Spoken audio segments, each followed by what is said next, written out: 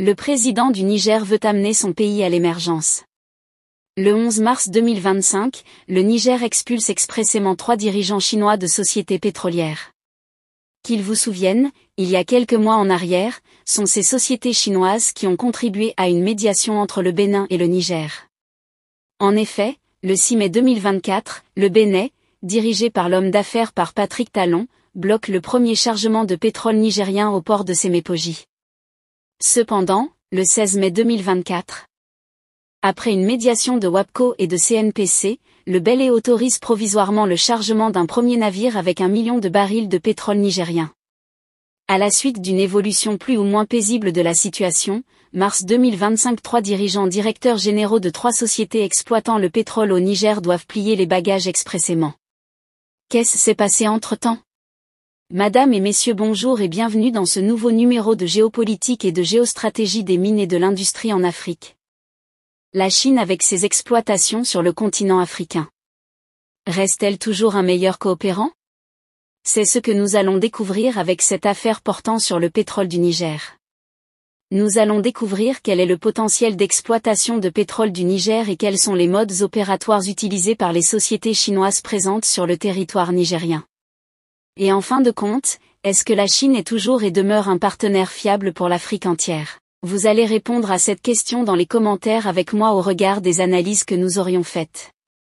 Mais avant de rentrer dans le vif du sujet, j'aimerais vous inviter à découvrir notre formation sur la logistique des hydrocarbures. Une formation qui vous permettra d'apprendre quelles sont les fonctions logistiques qui sont déployées dans l'exploitation du pétrole depuis la phase exploratoire jusqu'à la phase de la distribution. Si vous désirez vous lancer dans le domaine des hydrocarbures, cette formation est complète et hautement taillée sur mesure pour vous permettre de vous outiller et d'être opérationnel dans le secteur des hydrocarbures. Revenons maintenant au sujet. Il s'agit du Niger, ce pays que vous connaissez bien évidemment.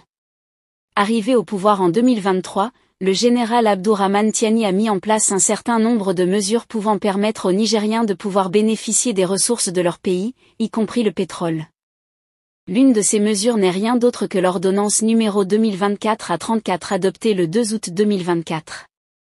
Cependant, l'on remarque que, avec l'information qui défraie la chronique, 3 sociétés chinoises qui exploitent le pétrole sont chassées.